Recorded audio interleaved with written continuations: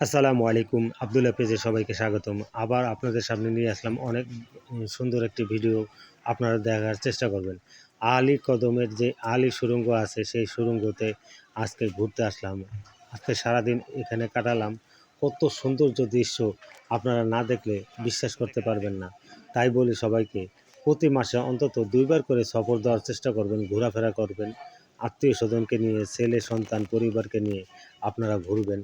দেখবেন, জানবেন, বুঝবেন দুনিয়া সম্বন্ধে। আল্লাহ তাআলা যে তার বাগান যে সৃষ্টি করিয়া রাখিয়াছেন আমাদের জন্য, আমরা যদি না দেখি, না বুঝি তাহলে বুঝতেই পারবো না। এই আলীকদমের যে সুড়ঙ্গর পথটা দেখতে পাচ্ছেন, আমরা যে হাঁটতে হাঁটতে যাইতেছি, খুব সুন্দর। চারুপাশ যে এত চিপানো, এত যে কত সুন্দর করে যে আল্লাহ সৃষ্টি করিয়া রাখছে, আপনার না দেখলে চোখে বুঝতেই পারবেন না।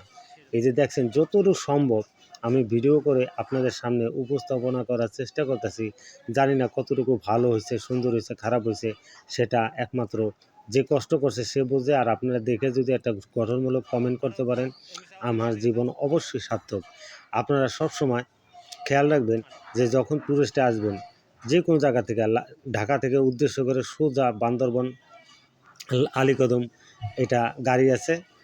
যে কোনো জায়গায় সায়দাবাদ, যাত্রাবাড়ি বিভিন্ন জায়গার তো আপনারা টিকিট কাউন্টার থেকে কেটে অবশ্যই সরাসরি আলীকদমে নেমে অবশ্যই এক অটো ভাড়া করে, সিএনজি নিয়ে অটো ভাড়া করে অবশ্যই আসবেন।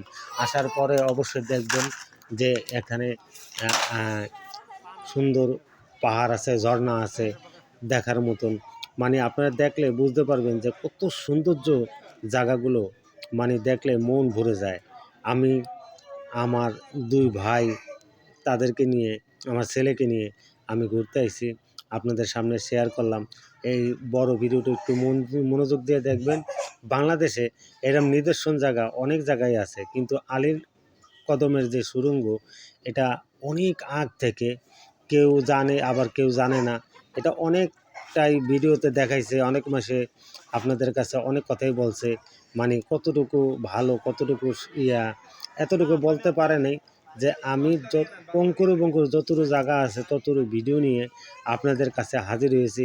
আপনারা এই ভিডিও দেখবেন, আপনারা অনেক কিছু শিখতে পারবেন। আমাদের পাশে আরও টুরিস্টের লোক আছে, তারাও ঢাকা থেকে আসছে আমাদের সাথে ঘোরাফেরা করতে। তাদেরকে নিয়ে অনেক দূর আমরা গেছি, ঘোরাফেরা করলাম। তাদের অনেক কষ্ট হয়েছে এই জায়গা দিয়ে হাঁটাচলা করতে হইলে অনেক সাবধানে করতে হইব। কেননা অনেক জায়গায় বাঁশের কঞ্চি থাকতে পারে, পাথর থাকতে পারে, পানির নিচে তো অনেক কিছু থাকে। তো খেয়াল করে আপনারা হাঁটাচলা করবেন, দেখবেন যে কিছু আছে কি না। আর বাচ্চাদের আনলে অবশ্যই খেয়াল রাখবেন, তাদেরকে কোলে রাখার বা কোনহানে যদি শক্তিশালী কোনো মানুষ থাকে তাদের হাতে দিবেন। এমনকি বাচ্চাদের একা কখনো ছাড়বেন না। এখানে অনেকটাই রিস্কের জায়গা। এটা যারা গেছে তারা বলতে পারবে। এই জায়গায় যে দেখছেন বাসগুলো কত কঞ্চিগুলা ফালাইনা আছে, এগুলো সবার হাতে হাতে একটা করে ছিল। তারা অনেকেই নিতে পারছে, অনেকে ফালাই দিছে। এই এই পাও পানিতে অনেকক্ষণ হাঁটাচলা করলে মানুষের পাও কিন্তু নরম হয়ে যায়। এই পাও নরম হয়ে গেলে অবশ্যই খেয়াল রাখবেন, পাও কিন্তু কেটে যাওয়ার সম্ভাবনা আছে। এখানে কিন্তু যৌগ আছে।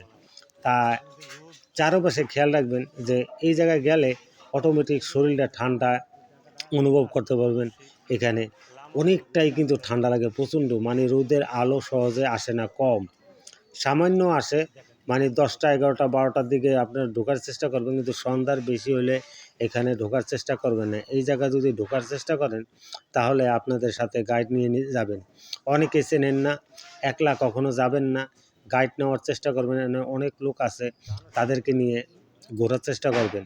না জেনে বুঝে কোনো জায়গায় হাত দিবার চেষ্টা করবেন না, এমনকি পাড়াও দিবেন না। প্রত্যেকটি জায়গায় কিন্তু মরণ ফাঁদ আছে। এই জায়গায় পাড়াগুলা দিলে অবশ্যই আপনাদেরকে সাবধানে পাও রাখতে হবে। উপর দিয়ে হাঁটতে হবে, পানি দিয়ে হাঁটতে হবে, পাহাড় পাথর উপর দিয়ে হাঁটতে হবে। দেখাশোনা করে বুঝে শুনে আপনারা চলার চেষ্টা করবেন। আর সব সময় খেয়াল রাখবেন যে পাথর কোন জায়গায় দাঁড়াইলে আপনার সমস্যা হবে বা হবে না, এটা খেয়াল করার চেষ্টা করবেন। এই যে রোডগুলো দেখছেন খুব মারাত্মক চিপা রোড, এই রোড দিয়ে হাঁটাচলা করলে বুঝে শুনে করবেন। যদি ভিডিওটা